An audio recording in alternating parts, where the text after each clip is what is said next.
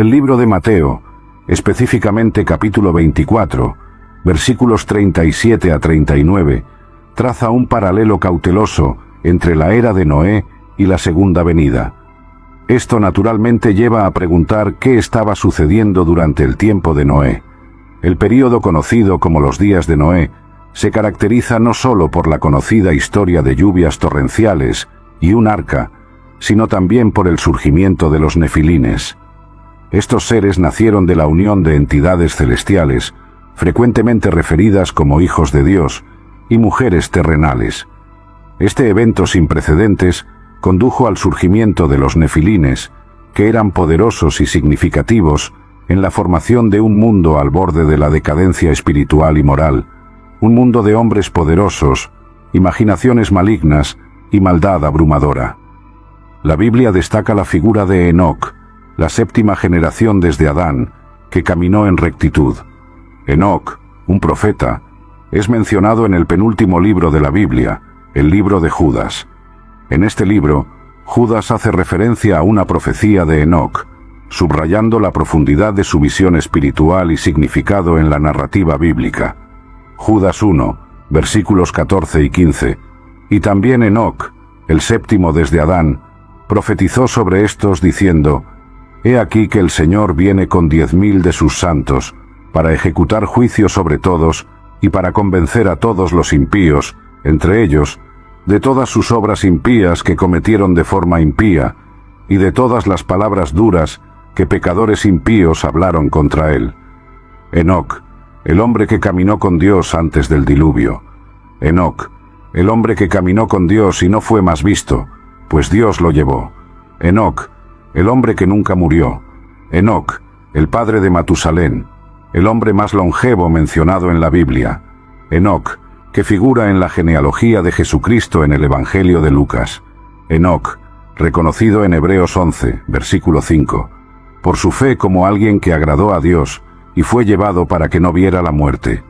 Enoc, el hombre que vivió 365 años antes de ser llevado por Dios, como mencionado en Génesis 5, versículo 23. Este hombre, una figura solitaria, vio 5.000 años en el futuro y atestiguó la venida del Señor Jesucristo con decenas de miles de sus santos como Rey de Reyes y Señor de Señores. Él es retratado como viniendo para ejecutar juicio. Algunos grupos atribuyen a este profeta la autoría del libro de Enoc. Este libro es considerado por algunos como una representación autoritaria y precisa del mundo antes del diluvio, conocido como período antediluviano. Aunque personalmente adhiero solo a la Biblia como mi fuente 100% de verdad, hay aspectos del libro de Enoc que se alinean con la Biblia Sagrada. El 6º capítulo del libro de Génesis ofrece una visión significativa del período antediluviano, los días antes del diluvio, descritos en Génesis 6, versículo 14. Los nefilines se introducen en medio del aumento de la maldad en la tierra antes del gran diluvio. El pasaje narra cómo los hijos de Dios encontraron a las hijas de los hombres bellas y se casaron con ellas como eligieron. La descendencia de estas uniones eran los nefilines, frecuentemente caracterizados como gigantes o poderosos guerreros de antaño. El mundo antes del diluvio estaba en un estado de caos y desorden, marcado por ángeles abandonando sus debidos lugares. Hubo perturbaciones notables en la tierra y en el reino espiritual durante ese tiempo. Génesis 6, versículo 18. Y sucedió que, cuando los hombres comenzaron a multiplicarse sobre la faz de la tierra y les nacieron hijas, los hijos de Dios vieron que las hijas de los hombres eran hermosas, y tomaron para sí mujeres de todas las que eligieron. Y el Señor dijo: «Mi espíritu no contenderá para siempre con el hombre, pues él también es carne. Sin embargo, sus días serán 120 años». Había gigantes en la tierra en aquellos días, y también después, cuando los hijos de Dios se unieron a las hijas de los hombres, y de ellas engendraron hijos. Estos eran los hombres poderosos que hubo en la antigüedad, hombres de renombre, y Dios vio que la maldad del hombre era grande en la tierra, y que toda la imaginación de los pensamientos de su corazón era solo continuamente mal. Y el Señor se arrepintió de haber hecho al hombre en la tierra, y le pesó en su corazón. Y el Señor dijo: Destruiré al hombre que creé de la faz de la tierra, tanto al hombre como a la bestia, al reptil y a las aves del cielo, porque me arrepiento de haberlos hecho. Pero Noé halló gracia ante los ojos del Señor. Estos fueron los días de Noé. El libro de Mateo, específicamente 24, versículos 37 a 39, toca en esta era de Noé, enfatizando un paralelo cauteloso entre aquellos tiempos y la segunda venida. Mateo 24, versículos 37 a 39. Porque así como eran los días de Noé, así será también la venida del Hijo del Hombre. Porque como en los días antes del diluvio, comían y bebían, se casaban y daban en matrimonio, hasta el día en que Noé entró en el arca. Y no se dieron cuenta hasta que vino el diluvio, y se los llevó a todos. Así será también la venida del Hijo del Hombre. Este pasaje de la Escritura ha despertado innumerables interpretaciones y debates entre teólogos y eruditos de la Biblia. La interpretación más ampliamente aceptada de Mateo 24, 37 a 39 entre los eruditos de la Biblia es la de la repentina llegada del juicio. Esta visión enfatiza que el regreso de Cristo será inesperado, sorprendiendo a muchos, similar al diluvio en el tiempo de Noé. Abordaré esta interpretación más adelante en este sermón. Sin embargo, hay muchas otras interpretaciones y paralelos notables con nuestro presente. Uno de estos paralelos es el aspecto espiritual y sobrenatural de los días de Noé, el aumento de la actividad sobrenatural. Esta interpretación se centra en el aumento de la actividad sobrenatural.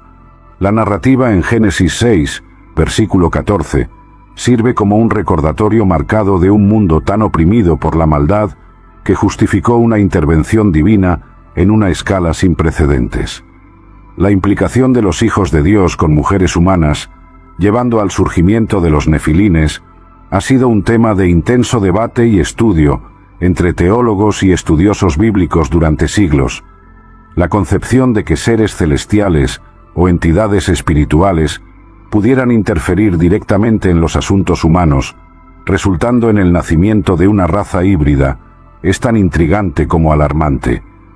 Los defensores de esta interpretación sugieren que el relato del surgimiento de los nefilines no es solo un registro histórico, sino que también puede tener implicaciones proféticas sobre el estado del mundo que precede a intervenciones divinas significativas, como el retorno de Cristo. Así como el mundo antes del diluvio experimentó un aumento en la actividad sobrenatural y mal, algunos argumentan que los tiempos finales serán testigos de un aumento similar en influencias demoníacas y acciones. Otros pasajes en las Escrituras que apoyan esta interpretación también hablan de un aumento en la actividad sobrenatural y mal en los últimos días. 1 Timoteo 4, versículo 1. Pero el Espíritu expresamente dice que en los últimos tiempos algunos apostatarán de la fe, prestando atención a espíritus engañadores y a doctrinas de demonios.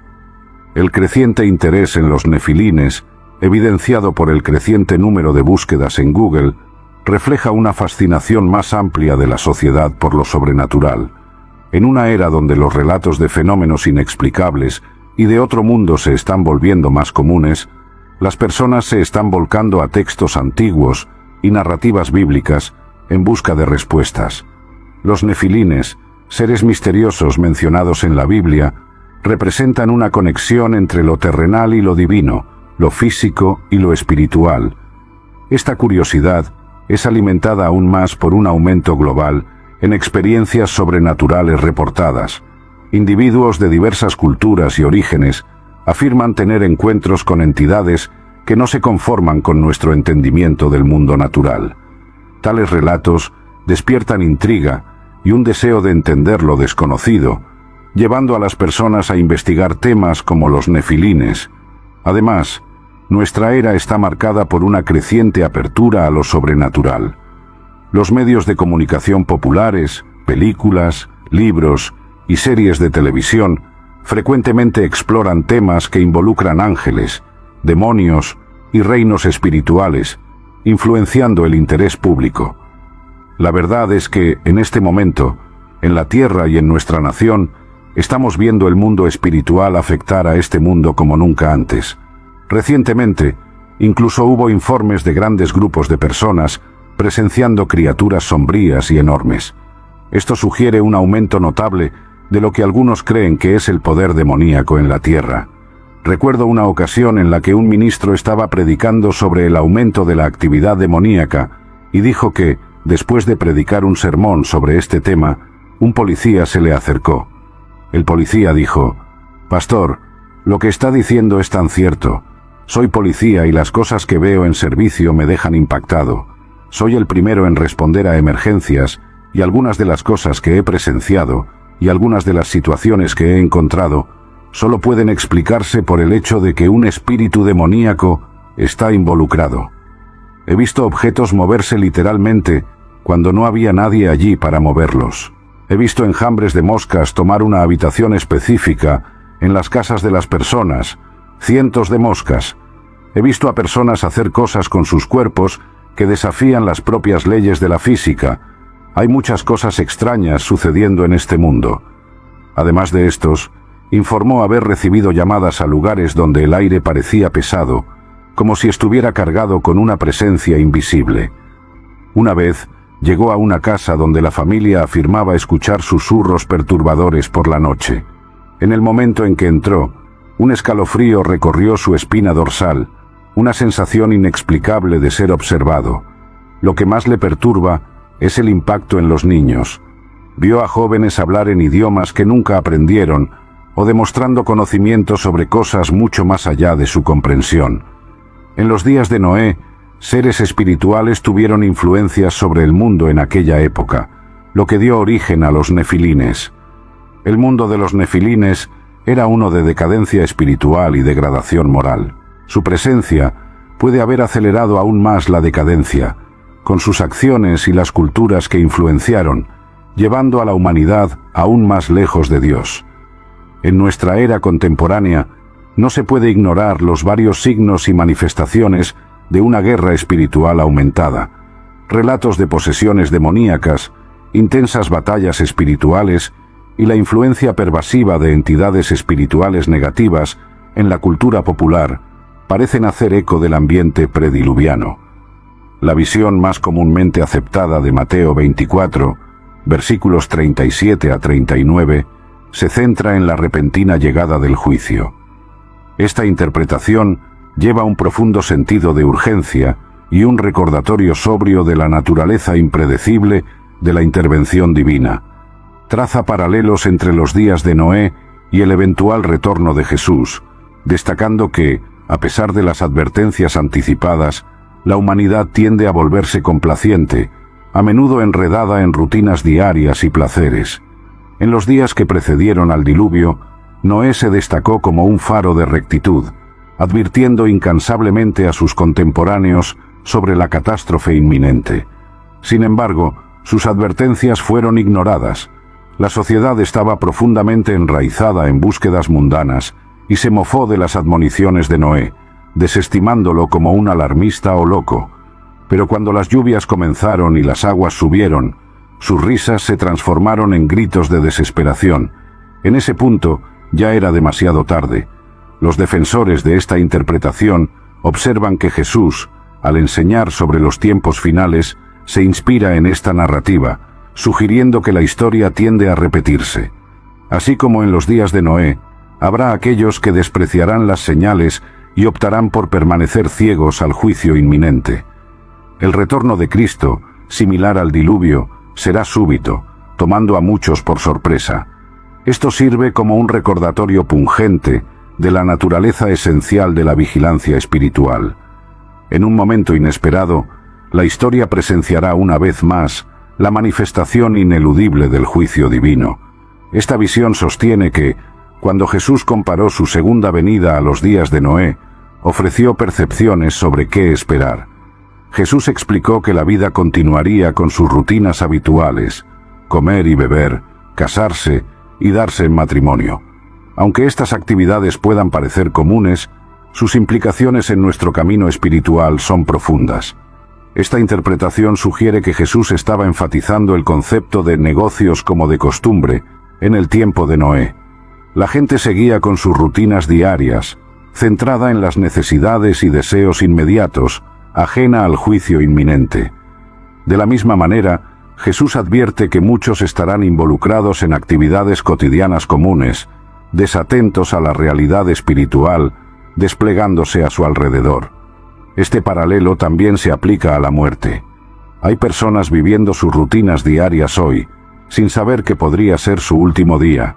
Están ajenas a la realidad de que podrían estar pronto ante su Creador. Los negocios continúan como de costumbre para ellas, igual que nadie sabe cuándo dejará este mundo y entrará en la eternidad. De la misma manera, la gente estará inconsciente de cuán cercano está el retorno del Hijo del Hombre. Los negocios continuarán como de costumbre.